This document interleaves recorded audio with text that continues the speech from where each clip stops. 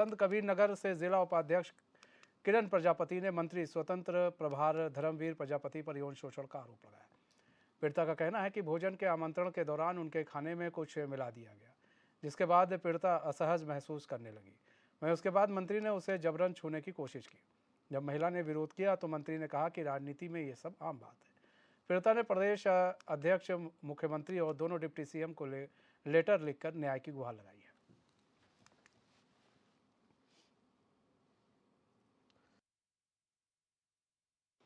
वहाँ पता नहीं क्या खाने में था, क्या था, मुझे इतना होश नहीं है। खाई वाई बस, उसके बाद सरवर दर्द करने लगा मेरा एकदम से। अरे मतलब होश तो था ही। उसके बाद ये कहा कि थोड़ा आराम कर लो, तुम्हारे सर में दर्द हो रहा, तो हम कहा चलो अच्छा आराम कर लें, थोड़ा देर आराम कर।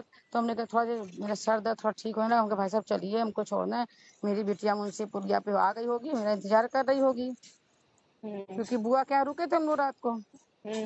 अब ये वहाँ पे मेरे साथ जबरदस्ती करने लगा। जानती हो? नहीं, सांसद हमें पता ही नहीं। तुम किस उसमें पार्टी में हो? नहीं नहीं, अपने यूपी से बता रही हो? जैसे हाँ, यूपी से। यूपी से प्रजापति कौन सांसद है? नहीं यार, जेंट्स लेडीज नहीं सांसद विधायक हैं। जेंट्स तो हैं, विधायक हैं, मंत्री हैं और भी हैं। नहीं, विधायक मंत्री तो हमने कहा, सांसद शायद हो नहीं, सकता है, मेरी सांसद जानकारी नहीं में है, ना हो, आपकी हो, तो हमने वही पूछा। सांसद नहीं है। विधायक मंत्री तो मुझे पता है ऑलरेडी। धर्मवीरवा को सही कह रहे हैं तुमसे। मैं तो इनकी तो मैं धज्जी उड़ाऊंगी। मैं इसके पास भी गई, मिलने से इनकार। अब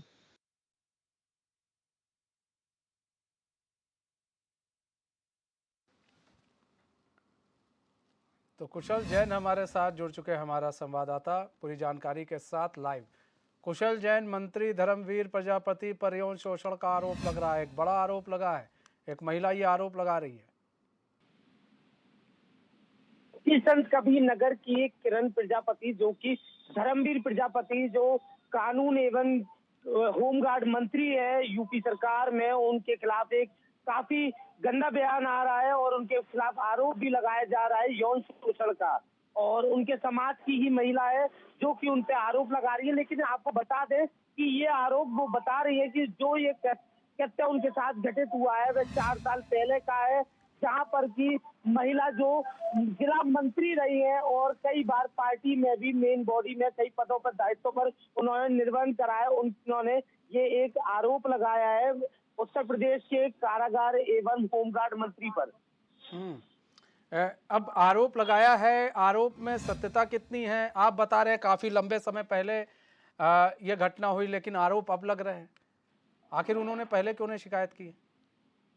जी, उनका कहना है कि उनके पति काफी लंबे समय से बीमार थे और उनके घुटनों का ऑपरेशन चल रहा था, जिसको देखते हुए वे इस व्यस्तता में उनके ऊपर वो कोई कार्रवाई नहीं कर पाए। लेकिन जब उनके पति ठीक हुए, उन्होंने धर्मवीर प्रजापति के ऊपर आरोप लगाया और उन्होंने एक लेटर हेड भी जारी कराया माननीय मुख्यमंत्री, सूबे के मुखिया मुख्यमंत्री योगी आदित्यनाथ के नाम पर। उन्होंने एक गुहार लगाई है कि महिलाओं के साथ ऐसा शोषण नहीं होना चाहिए। महिलाएं पार्टी के साथ बढ़ चढ़कर हिस्सा भी लेती हैं तथा सभी कार्यों में पार्टी के साथ वे हमेशा खड़ी हुई नजर आती है। बात करें कुशल नगर, पार्टी की तरफ से क्या स्टैंड आ रहा है सामने? पार्टी की तरफ से अभी कोई स्टैंड नहीं आ रहा और धर्मवीर प्रजापति भी इस मामले में चुपते हुए नजर आ रहे हैं। उस महिला ने भी काफी समय उनसे बात करने, काफी टाइम उनसे बात करने की कोशिश करी, लेकिन धर्मवीर प्रजापति इसको नकारते हुए नजर आ रहे हैं। और अब देखने वाली बात होगी सूबे के मुख्यमंत्री योगी आदित्यनाथ इस पर क्या एक्शन लेते हैं, क्योंकि जो कि पार्टी में दायित्व के नाम पर लालच देकर जो मंत्री है, मंत्रिमंडल है, और जो टिकट के नाम पर लालच देकर महिलाओं का यौन शोषण कर रहे हैं, ये कोई अब पहली वारदात नहीं है। इस टाइप की समय भी कई टाइम पहले भी ऐसा हो चुका है कि मंत्री, और उन्होंने बोला भी है इसमें अपनी ऑडियो में कि उन्होंने बोला है कि पार्टी में आगे बढ़ने के लिए यह सब जरूरी होता है और ये आम बात है। नहीं, आप बता रहे 4 साल पहले ये सब चीजें हुई, ऐसे में महिला ने एफआईआर नहीं कराई?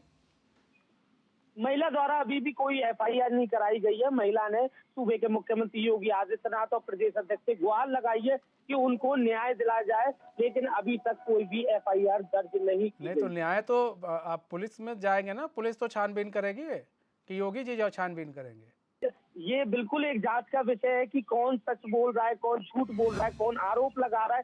शायद हो भी सकता है कि दायित्व के नाम पर ये आरोप लगाए जा रहे हैं, क्योंकि मंत्रिमंडल में धर्मवीर प्रजापति है और मंत्री होने के साथ साथ उनकी छवि को धूमिल करने के लिए भी ये आरोप लगाए जा सकते हैं। लेकिन ये जांच का विषय है कि पुलिस कब तक इसको जांच पूरी करती है और क्या सच सामने आता है कि क्या धर्मवीर प्रजापति द्वारा ऐसा कृत्य किया कुशल गया बने है। रहे हमारे साथ। साहिल खान हमारे साथ जुड़ चुके हैं संत कबीरनगर से, हमारे संवाददाता।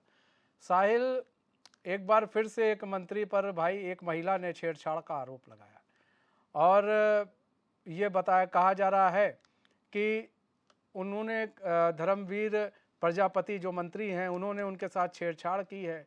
अब एक ऑडियो भी वायरल हो रहा है। बीजेपी की तरफ से क्या कुछ कहना है?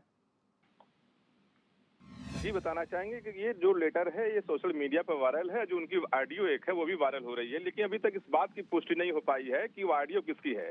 फिलहाल जिस तरह से यूपी सरकार के मंत्री पर एक महिला ने बड़ा आरोप लगाया है, ये कहीं ना कहीं सवालों के घेरे में लाता है।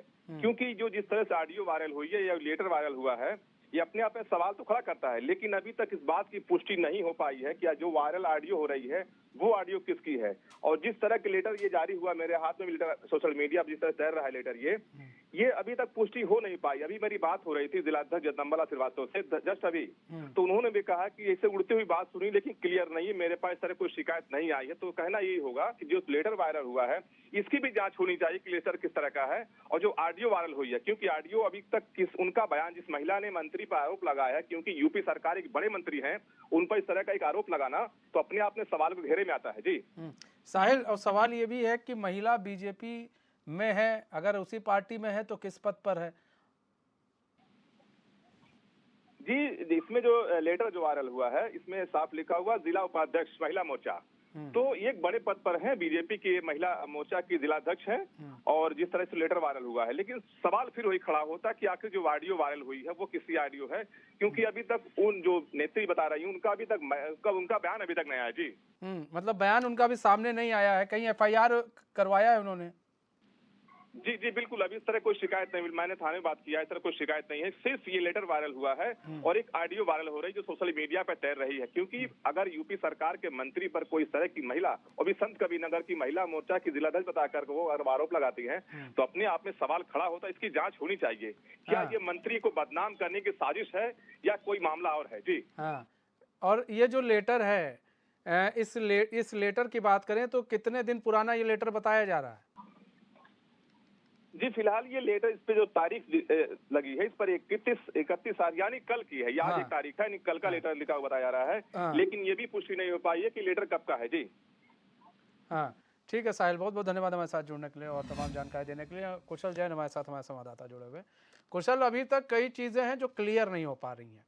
महिला का बयान भी सामने नहीं आया है, एफआईआर भी नहीं कराई है उसने, ऐसे में सिर्फ एक ऑडियो वायरल हो रहा है। उस ऑडियो के आधार पर क्या समझा जाए कि मंत्री गलत हैं? अरे उसकी जांच होगी ना, और फिर क्या सिर्फ लेटर लिख देना ही काफ़ी होगा इसमें? जी 4 साल पहले एक जो महिला कार्यकर्ता है भारतीय जनता पार्टी की, उसके द्वारा बताया गया कि 4 साल पहले ये कृत्य उनके साथ घटित हुआ था, लेकिन जो लेटर है पर दिनांक देखी जा रही है वह कल की तारीख है। 4 साल तक उनको क्यों नहीं सुझबुझ आई और एकदम से ऐसा क्या हुआ कि उन्होंने कल ही अपना लेटर हेड जारी कर दिया? ये बिल्कुल जांच का विषय है और इस पर बिल्कुल जांच होनी चाहिए, क्योंकि उत्तर प्रदेश सरकार के मंत्री पर बहुत बड़ा आरोप लगाया जा रहा है। शायद इससे उनकी छवि भी धूमिल हो सकती है और उनके करियर पर भी असर पड़ेगा। उनके करियर पर भी असर पड़ सकता है, उनकी छवि भी धूमिल हो सकती है। महिला क्यों नहीं सामने आ रही है? सवाल तो ये है कुशल, महिला अभी क्यों तक नहीं महिला सामने नहीं आ रही है। ऑडियो और उनका लेटर हेड ही लगातार वायरल हो रहा है और लगातार उनसे संपर्क करने की कोशिश भी की जा रही है, लेकिन महिला द्वारा कोई भी जवाब नहीं दिया जा रहा और वह सामने आने से क्यों डर रही है, इसका भी ये एक जांच का विषय है। क्योंकि 4 साल पहले का कृत्य 4 साल बाद खुलना और 4 साल बाद ऐसे गंभीर आरोप लगाना उत्तर प्रदेश के मंत्री के ऊपर। अच्छा कुशल, ये जो ऑडियो है ये ऑडियो कितना पुराना है, कुछ पता लग पाया है? हेलो कुशल, आपको हमारी आवाज आ रही है? जी कुशल, ये जो ऑडियो वायरल हुआ है वो कितना पुराना बताया जा रहा है, वो कब का बताया जा रहा है? ये ऑडियो सर अभी बताया जा रहा है कि अभी कुछ दिन पुराना है, क्योंकि उनकी कोई महिला साथी से उनकी बात हो रही है जिसमें कि वो बता भी रही है कि किस तरह से उनके साथ पूरा कैसे गठित करा गया, और वो भी आरोप भी लगा रही है और बता भी रही है पूरे घटनाक्रम को कि स्टेप बाय स्टेप उनके साथ ऐसा किया गया, जिसमें कि उनके एक ड्राइवर भी थे मंत्री के, कैलाश, जिनको मंत्री द्वारा ठीक है, निकाल भी कुशल दिया कुशल गया। बने रहे हमारे साथ जुड़ चुके हैं राज शर्मा, जुड़ चुके हैं, कांग्रेस के प्रवक्ता हैं। राज शर्मा जी, स्वागत है एचएन में आपका। राज शर्मा जी, एक महिला ने, बीजेपी महिला ने मंत्री धर्मवीर प्रजापति पर गंभीर आरोप लगाए, यौन शोषण के आरोप लगाए। किस तरह से देख रहे हैं आप इन आरोपों को? देखिए मनीष भाई, मैं एक बात जरूर कह दूंगा कि भारतीय जनता पार्टी का अगर एमआरआई, इनके नेताओं का और मिनिस्टर्स का एमआरआई और एक्सरे करोगे तो एक चीज लिख के आ जाएगी रिपोर्ट में, चरित्रहीन। ये लोग चरित्रहीन है। चरित्रहीन वही व्यक्ति नहीं होता जो औरत के संग खुद ही गलत कार्य करे। चरित्रहीन वो है जिसके सामने औरत, महिला के ऊपर अत्याचार हो और वो देखते रहें। तो मैं तो इनको टॉप टू बॉटम चरित्रहीन की श्रेणी में रखना चाहता हूं। और आप इस बात को देखिएगा कि ये सैनी साहब इस्तीफा भी नहीं देंगे, क्योंकि इनके अंदर एक तो नैतिकता भी नहीं है। इनके जितने भी नेता हैं, इन्होंने जब से सन 2014 से सरकार आई है, तब से आप अगर रिकॉर्ड उठा लो तो ये आत्ममुग्ध वाले हैं, अपनी प्रशंसा खुद करते हैं।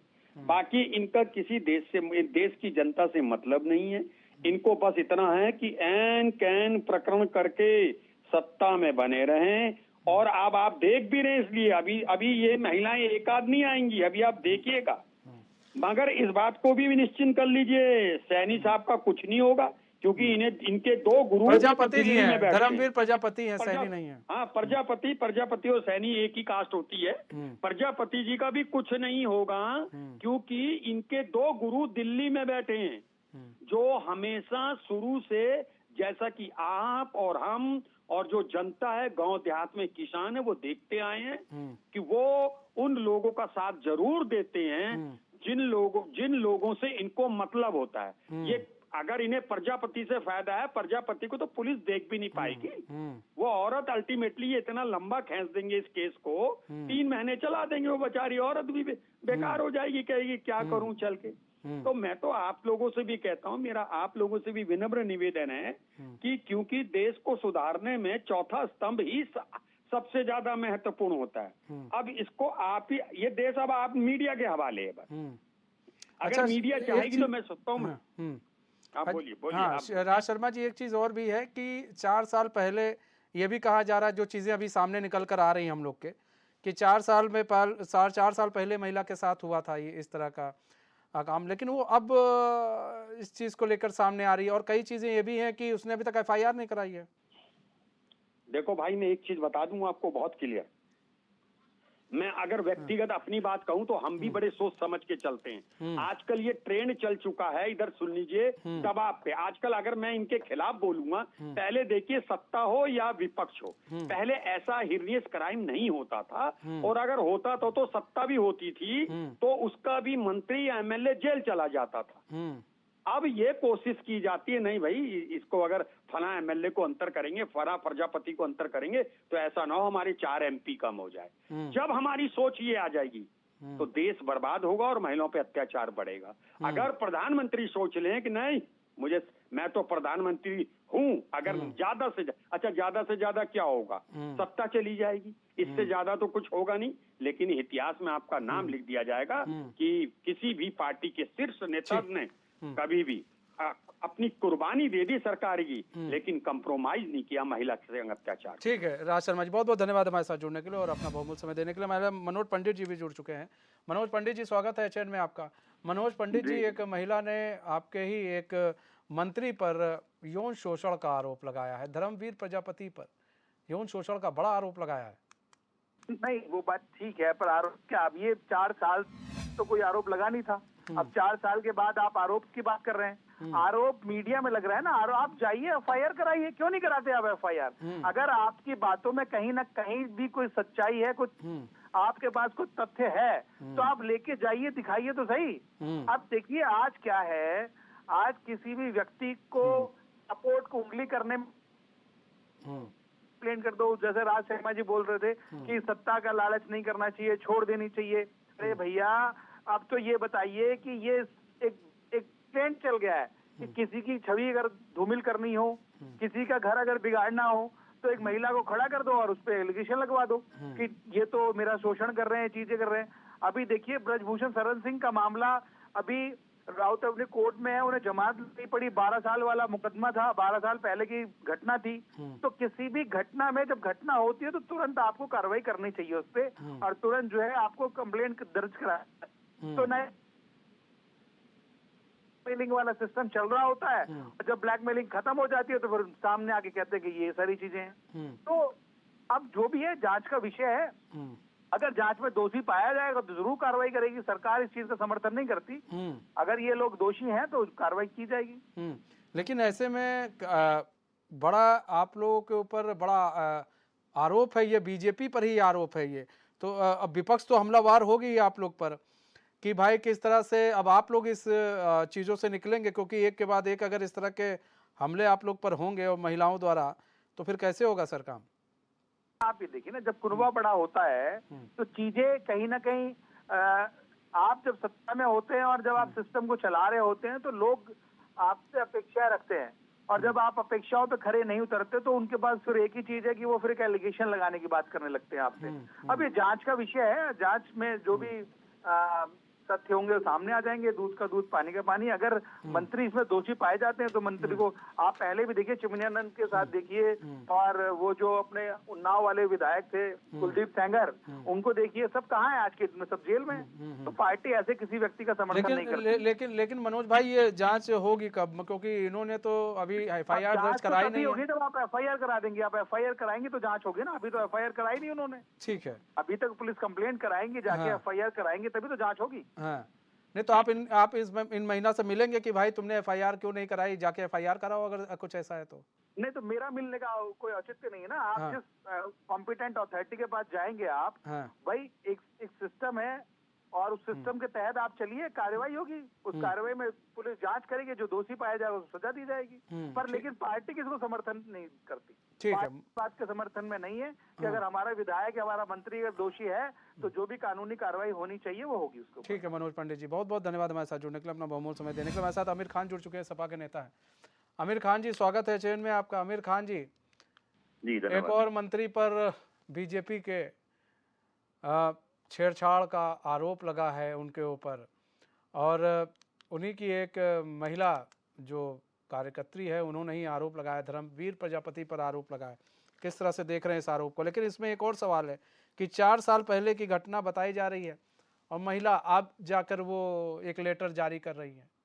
जी मनीष भाई, देखिए बीजेपी का तो ये एक तरीके से रणनीति हो गई है कि महिलाओं पर अत्याचार, महिलाओं का शोषण किस तरह करना है। बीजेपी ने जो है ना इस तरह का रुख अपना लिया है, क्योंकि बीजेपी जो पार्टी में लोग बैठे हुए हैं ना, जो काबिज हैं, वो मोस्टली इस तरह के लोग हैं। आप जानते हैं पहले भी कई बार इस तरह की चीज आपने देखी है कि शूद्रों के साथ इस तरह के अत्याचार, वो उनकी इसी तरह शूद्रों के साथ साथ महिलाओं को भी वो निचले दर्जे का मानते हैं। इनकी शोषण करने की जो आदत है ना वो खत्म नहीं हो रही है। कहीं ना कहीं आप देख लें, मणिपुर का इतना बड़ा कांड हुआ, बीजेपी की पार्टी की तरफ से कौन सा ऐसा जो देश में राज कर रहे हैं उनकी तरफ से कौन सा ऐसा स्टेटमेंट आया, कौन सी ऐसी बात आई जिससे लोगों को सहानुभूति मिलती कि भाई हाँ उसके लिए करा। तो इसमें कोई बड़ी चीज नहीं है। मैं तो यही कहूंगा कि जो पब्लिक है उसे समझ जाना चाहिए और थोड़ी सी आंखें खोल लेनी चाहिए कि इस पार्टी के लोग और इस पार्टी के जो नेता हैं वो किस तरह की हरकतें कर रहे हैं। ऐसे लोग अगर सत्ता में बैठाए जाएंगे तो अच्छे नहीं है और देश के कहीं भविष्य के लिए खराब करने वाली बात है। बेहतर है कि आगे के लिए जो लोग चुनाव में 2024 में ध्यान दें इस बात के लिए।